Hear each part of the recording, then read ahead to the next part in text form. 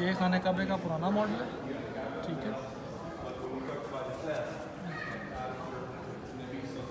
یہ حضرت ابراہیم علیہ السلام کے دور کا جو ہے یہ خانہ کعبہ تھا، اور یہ بت رکھے ہوئے تھے خانہ کعبہ میں 360. اور عمرو بن عمر نے سب سے پہلے بت پرستی اسٹارٹ کی. عمرو بن عمر نے. یہ مکہ مکرمہ کا جو ہے یہ حضرت ابراہیم علیہ السلام کے دور کا مکہ مکرمہ میں آپ کو دکھا رہا ہوں. اس کے بعد یہاں سے عمرو بن عمر نے 360 بت رکھے ہوئے تھے. سب سے پہلے بت پرستی اسی نے اسٹارٹ کی، ٹھیک ہے. اس دور کا مکہ، یہ عمرو بن عمر کے دور کا، اس نے سب سے پہلے جو ہے وہ بت پرستی اسٹارٹ کی. اس کے بعد یہ آپ کو پتہ ہے کہ یہ زمزم نکلا، مکہ آباد ہونا شروع ہو گیا. حضرت اسماعیل علیہ السلام کی اونیاں جب انہوں نے رگڑی تو زمزم نکلا، اس کے بعد مکہ آباد ہونا شروع ہو گیا. تو یہ آپ کو دیکھ سکتے ہیں کہ مکہ مکرمہ قصی بن کلاب کے دور کا جو ہے یہ مکہ آپ دیکھ رہے ہیں. یہ یعنی آبادی آنا شروع ہو گئی، آبادی بڑھنا شروع ہو گئی. اور یہ غلاف کعبہ پڑا ہوا ہے، ٹھیک ہے. غلاف کعبہ، اور وہ خانہ کعبہ کی جو ہے اوریجنل چابی، لاک اینڈ کی خانہ کعبے کا اوریجنل. اس کے بعد یہ خانہ کعبہ 5 دور میں کی. سب سے پہلے طوفان نوح کے بعد یہ خانہ کعبہ جو تھا یہ طوفان نوح کے بعد وہ اس پوزیشن میں تھا، ٹھیک ہے. طوفان نوح کے بعد جو ہے یہ خانہ کعبہ اس پوزیشن پہ تھا، ٹھیک ہے. اس کے بعد یہ کہ خانہ کعبہ حضرت ابراہیم علیہ السلام کے دور میں خانہ کعبہ ایسے بنا. یہ حضرت ابراہیم علیہ السلام کے دور کا خانہ کعبہ کو دکھا رہا ہوں. حضرت ابراہیم علیہ السلام کے دور پہ یہ طوفان نوح کے بعد بنیاد تھی جو خانہ کعبے کی باقی رہ گئی تھی. اس کے بعد یہ حضرت ابراہیم علیہ السلام کے دور میں خانہ کعبہ بنا. اس کے بعد پھر یہ بنا خانہ کعبہ قریش کے دور میں. اس کے بعد یہ حضرت عبداللہ بن زبیر کے دور کا ہے خانہ کعبہ. اور یہ والا جو ہے یہ حجاج بن یوسف کا، اور یہ ترکی دور کا ہے خانہ کعبہ، یہ ترکی دور کا ہے. اور اس کے بعد یہ سعودی عرب کے دور کا، یہ اب بھی یہی چل رہا ہے خانہ کعبہ. سو خانہ کعبہ آلموسٹ 2 3 4 5 6 7 بار تبدیل ہوا ہے. اس کے بعد یہ آپ دیکھ سکتے ہیں یہ اپنا شام میں جب تجارت کے لیے آپ صلی اللہ علیہ وسلم گئے ختیجہ کے غلام میسرہ کے ساتھ، اور اس نے آ کے آپ کی تعریفیں بیان کی.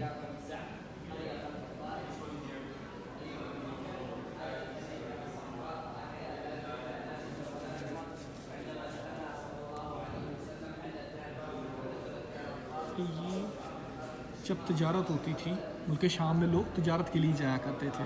اس وقت کی پکچرائزیشن ہے جب ملک شام میں تجارت کے لیے لوگ جایا کرتے تھے. ملک شام میں لوگ تجارت کے لیے جایا کرتے تھے، اس وقت کے دور کی پکچر ہے. یہ جب ابرہا لے کے آیا تھا لشکر خانہ کعبہ کو گرانے کے لیے، تو یہ لوگ جو چھتوں پہ چڑھ گئے تھے، اور اللہ تعالیٰ نے وبیل بھیجی اور سورہ فیل میں سارا واقعہ بیان کیا گیا ہے. اس کے بارے میں سورہ فیل میں اس کا واقعہ بیان کیا گیا ہے. میں اگین بتا دوں یہ پکچرائزیشن صرف اس چیز کی ہے کہ جو لوگ شام میں تجارت کے لیے جاتے تھے، لوگ شام میں تجارت کے لیے جایا کرتے تھے، اس کی پکچرائزیشن ہے.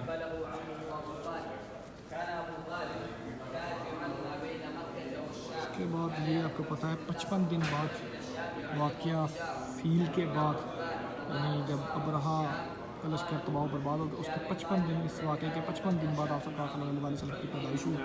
یہ چاند آپ کا کھلونا تھا، سامنے نظر آ رہا ہے. جہاں آپ بچپن میں انگلی گھماتے تھے وہیں چاند گھوم جاتا تھا، وہیں چاند موو کرتا تھا جہاں آپ کی انگلی موو کرتی تھی، انگلی مبارک موو کرتی تھی. تو یہ 55 دن بعد واقعہ فیل کے 55 دن بعد آپ سرکار صلی اللہ علیہ وسلم کی ولادت بسعادت ہوئی.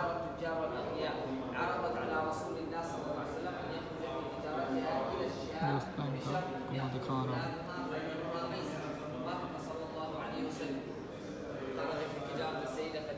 شام کی طرف موو کیا، شام کی طرف آپ گئے. شہر میں حضرت خدیجہ رضی اللہ تعالیٰ عنہا غلام میسرہ آپ کے ساتھ تھا، اور وہ آپ کے ساتھ تھا. لکھا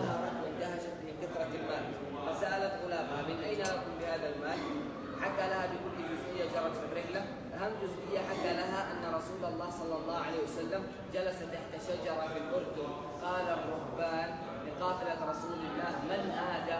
قالوا: فتى من أهل الحرم اسمه محمد. فقال الرهبان للقافلة: إن هذه الشجرة لا يجلس تحتها إلا نبي من أنبياء الله. أعجبت السيدة خديجة بهذه الأخبار فعرضت على رسول الله صلى الله عليه وسلم الزواج. كان عمرها 40 وهو 25. تزوجها وأنجب جميع أبنائه وبناته مع علي بن إبراهيم من السيدة ماريا القبطية رضي الله عنها وأرضاها. انتهينا من نشأته صلوات ربي وسلامه عليه. الجزئية الثالثة: نزول الوحي وبدء أحداث السير. فقد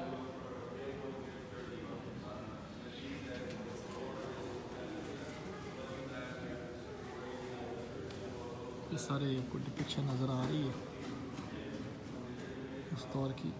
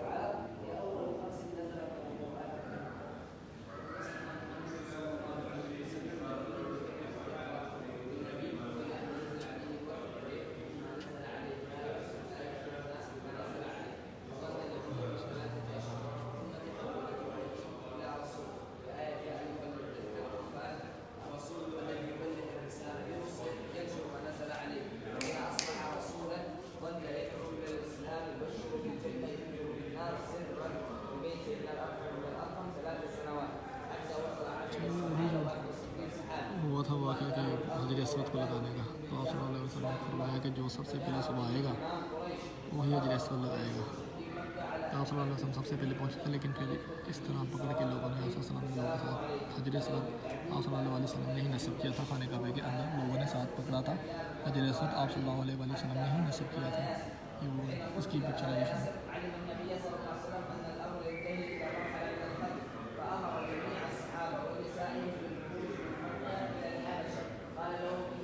یہ بھی کنسٹرکشن فیس میں سبحان اللہ. یہ جہاں پر وہی نازل ہے غار ہرا، اس کی یہ غار ہرا ظاہری طور پر 40 سال کی عمر میں آپ پر وہی نازل ہوئی ظاہری طور پر.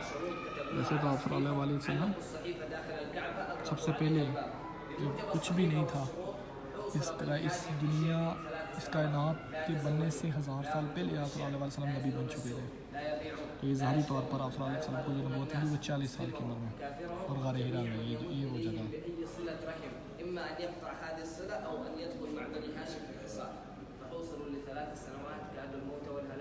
كانوا يأكلون أوراق الشجر من شدة الجوع والعطش. في العام الثالث من الحصار رجع سيدنا عثمان بن مظعون من الحبش إلى مكة. اجتمع ب5 من سادات قريش، اتفقوا على أن يدخلوا الكعبة يقطعوا الصحيفة فينقض العهد ويفك الحصار عن بني هاشم. حين دخل الخمس داخل الكعبة عزيز عليه ما عنتم حريص عليكم بالمؤمنين رؤوف رحيم. باسمك لا رب. فك الحصار عن بني هاشم. توفيت السيدة خديجة رضي الله عنها. بعدها ب3 أيام توفي عمه أبو طالب. لشدة حزنه صلى الله عليه وسلم سمي العام بعام الحزن، فلم يطق الجلوس في مكة. خرج من مكة إلى الطائف يدعو بني ثقيف للإسلام. یہ حضرت ارقم رضی اللہ تعالیٰ عنہ کا گھر تھا، اس میں دار ارقم بنا. دار ارقم اس کو کہتے ہیں، دار ارقم.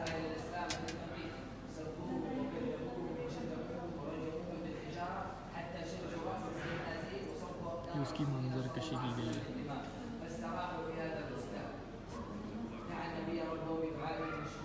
یہ دار ارقم کی منظر کشی کی گئی ہے. حضرت ارقم رضی اللہ تعالیٰ عنہ جو صحابی ہیں ان کا تھا جو سب سے پہلے دار ارقم جہاں بنا گیا.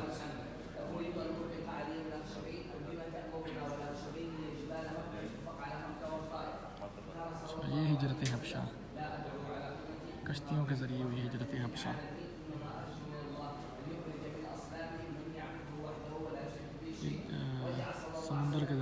سی جو ہے اس کے ذریعے کشتیوں کے ذریعے پہلی جہاز پہ گئی تھی. یہاں پہ حبشہ ہجرت حبشہ اور نجاشی کے پاس نجاشی کے پاس گئے تھے اور وہاں حضرت جعفر طیار رضی اللہ تعالیٰ عنہ نے سورہ مریم کی تلاوت کی تھی اور نجاشی نے اسلام قبول کر لیا تھا. یہ اس پکچرائزیشن کی گئی ہے. یعنی سمندر ریڈ سی کے ذریعے گئے تھے حبشہ. حضرت جعفر طیار رضی اللہ تعالیٰ عنہ حضرت عبداللہ بن جعفر کے والد گرامی حضرت عبداللہ بن جعفر حضرت زینب بنت علی کے شوہر ہیں. یہ ریڈ سی کے ذریعے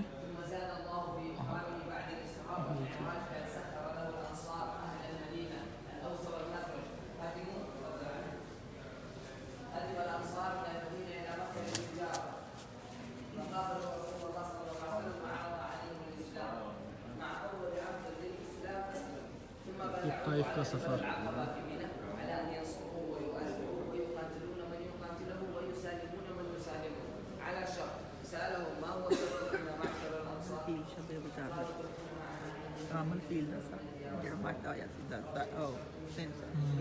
اچھا یہ شیب ابی طالب کا میں آپ کو نظر کشی کر رہا ہوں. شیب ابی طالب کی یہ اپنا لکھا گیا تھا مادہ وہ ادھر موجود ہے.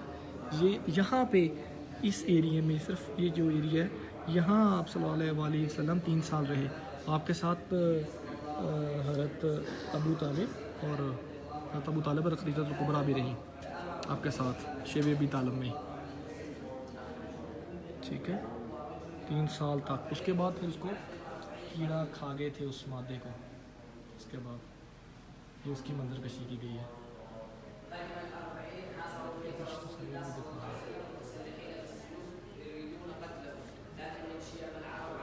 یہ طائف کی جانب سفر ہے.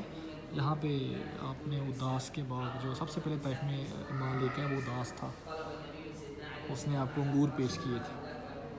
یہ باغ تھا جہاں پہ آپ ٹھہرے تھے. یہ معراج کا سفر یہاں سے معراج کا سفر.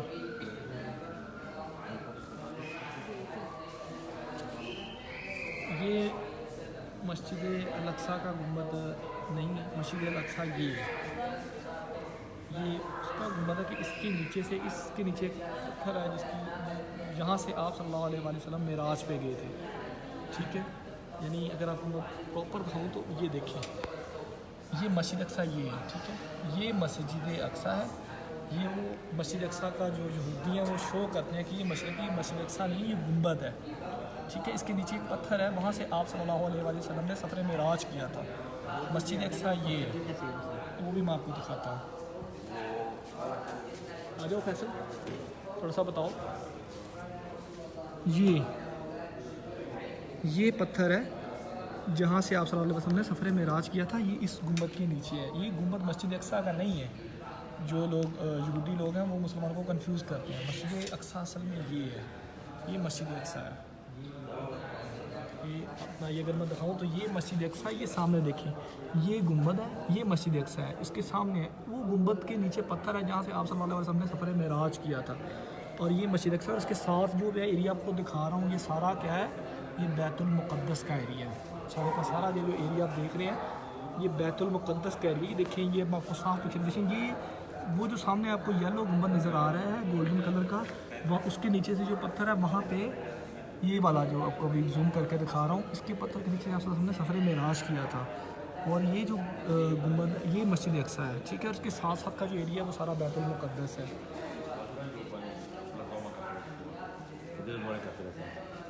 بیت عقبہ الاولیٰ اور بیت عقبہ الثانیہ.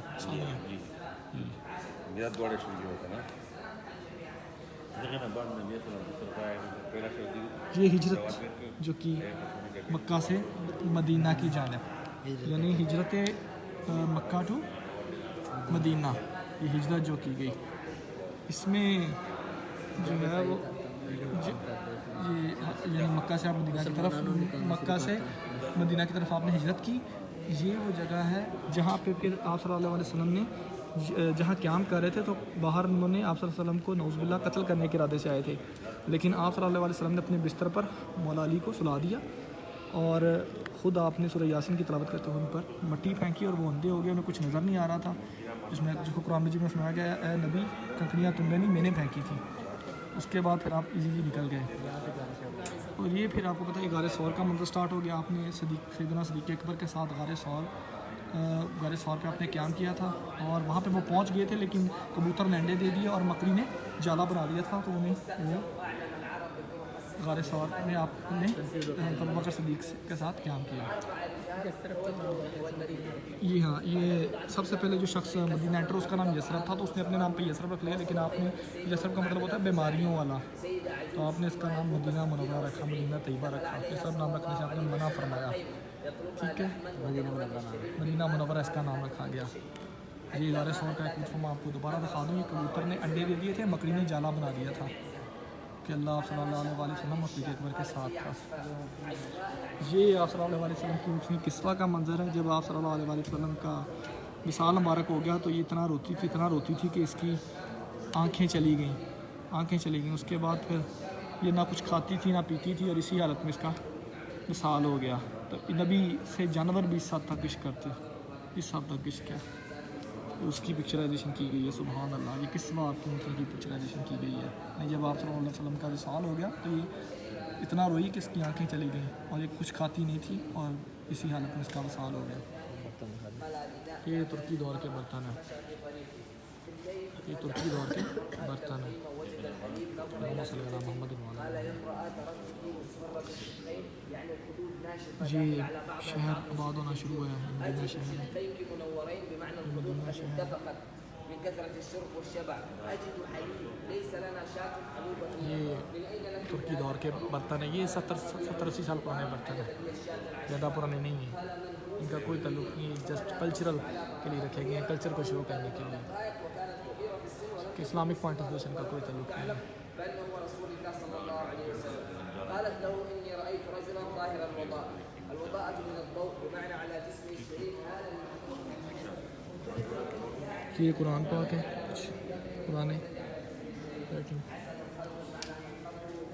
یہ سبحان اللہ، یہ اٹھنے کا ایک پھر منظر آپ کو دکھا دوں۔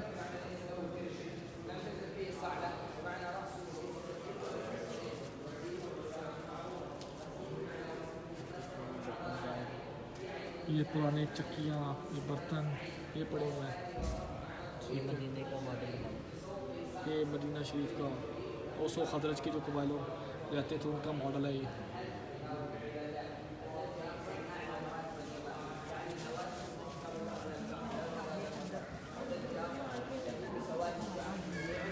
یہ کیا تھا؟ بنا لیا تھا۔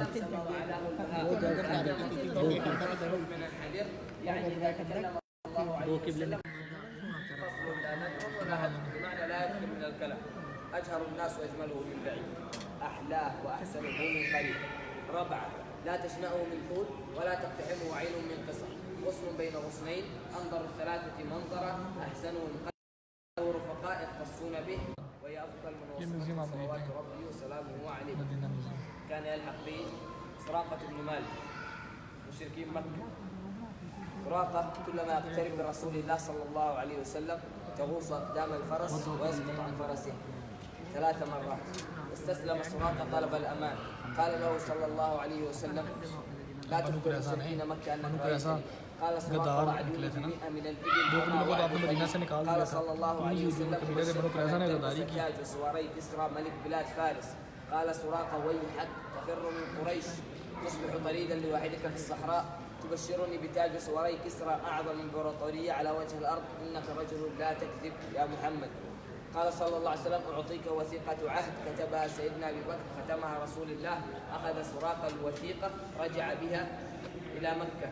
في الطريق يسألون سراقة أرأيت محمدا يا سراقة؟ يقول نعم. في أي طريق؟ يقول لهم شرق. الذين بعدهم يقول لهم غرب. وضاع المشركين في الجزيرة. هو رجع إلى مكة ورسول الله صلى الله عليه وسلم وصل المدينة.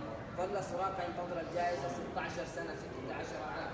توفي صلى الله عليه وسلم توفي سيدنا أبي بكر رضي الله عنه في زمان سيدنا عمر بن الخطاب. الخطاب فتحت بلاد فارس ولبس سراقة تاج سواري كسرى ملك بلاد فارس تحقيقا لوعده صلوات ربي وسلامه عليه ثم الطريق الذي سلكه صلى الله عليه وسلم.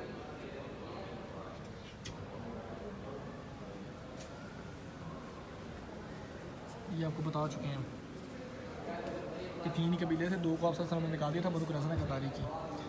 یہ سراقہ بن مالک جب آپ نے ہجرت کی ہے مکہ سے مدینہ تو یہ آ گیا تھا رستے میں، آپ صلی اللہ علیہ وسلم کو نعوذ باللہ شہید کرنے آیا تھا، تو اس کی اونٹنی زمین میں دھنس گئی، دوسری دفعہ بھی دھنس گئی، تیسری دفعہ اس نے آپ صلی اللہ علیہ وسلم سے کہا کہ مجھے اجازت دیں جانے کی. آپ صلی اللہ علیہ وسلم نے کہا میں تمہیں جانے کی اجازت دیتا ہوں لیکن مکہ جا کے کچھ نہیں بتانا. تو وہ ایک دن تم کسرا اور کیسرا کے تم پر تاج پہنائے جائیں گے. تو بعد میں پھر حضرت عمر کے دور میں اس کے اوپر سراقہ کو تاج پہنایا گیا اور یہ اسلام قبول کر لیا تھا اس نے. یہ بکری جس کا مکہ سے مدینہ کے دوران آپ نے بوڑھی عورت کی بکری جو بالکل ہی دودھ نہیں دیتی تھی وہ آپ نے ہاتھ لگایا تو یہ اس کے تھن دودھ سے بھر گئے اور آپ نے اس سے دودھ نکالا. یہ بہت کے دوران تیر انداز جہاں جس پہاڑی پہ کھڑے ہوئے تھے. یہ غزوہ احد کا منظر ہے، سبحان اللہ، یہ غزوہ احد کا منظر ہے سارا آپ دیکھ لیں. غزوہ احد کا آپ کو پتہ ہی ہے، مسلمانوں اور جنگ ہوئی تھی مشرکین کے درمیان.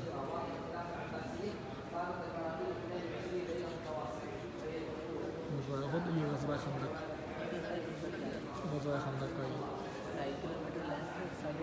2.5 کلومیٹر لینتھ، 3.5 میٹر گہرائی، 4.5 میٹر چوڑا جو خندق بنائی گئی اور سلمان فارسی کی مشورے سے بنائی گئی.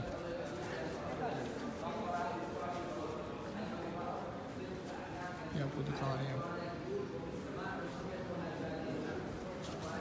یہ وہ خندق کی منظر کشی ہے جو کی گئی. یہ خندق کی منظر کشی تھی، یہ 3.5 میٹر گہرائی تھی، 2.5 فٹ جو ہے لمبائی تھی اور 4.5 فٹ اس کی 4.5 میٹر چوڑائی تھی اس کی. یہ سارے مناظر ہیں.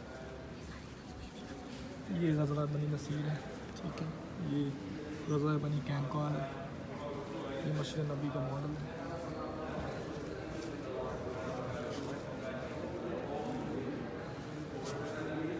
یہ جس طرح مسجد نبی کی تعمیر سٹارٹ ہوئی ہے وہ دکھایا گیا ہے کیسے مسجد نبی کی تعمیر سٹارٹ ہوئی. اس طرح کی تھی، پھر یہ بعد میں مطلب تھوڑی سی بیٹھ گئی، کچی تھی. اس کے بعد پھر حضرت عمر بن عبدالعزیز کے دور میں اس کو اس طرح بنایا گیا. اس کے بعد اس کو 5 کونوں والی دیوار بنا دیا گیا، 4 کونوں والی نہیں 5 کونوں والی دیوار بنائی تاکہ ایک کعبے کی تصویر نہ ہو. 5 کونوں والی دیوار بنا دی گئی. اس کے بعد پھر یہ جو بھی آپ کو غلاف نظر آتا ہے یہ حضرت عمر بن عبدالعزیز کے دور میں ہی گرین غلاف بنا دیا گیا تھا جو اب جالی کے ذریعے کو نظر آتا ہے. گرین غلاف لگا دیا گیا تھا. یہاں پہ آپ کا جو ہے روزہ مبارک ہے، ٹھیک ہے. اب دیکھ سکتے ہیں اس کے بعد پھر اس کا یہ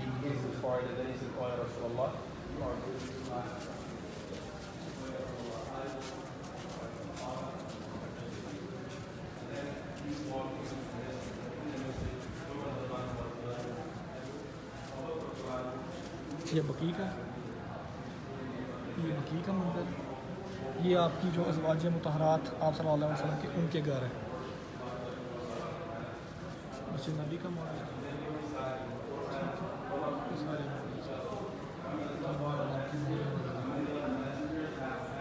یہ مسجد نبی کا یہ گنبد یہ چھوٹا ہے، یہ نیچے رہ گیا اور بڑا سبز گنبد بڑا اس کے اوپر آ گیا. یہ ساری اس کی پکچر ہے.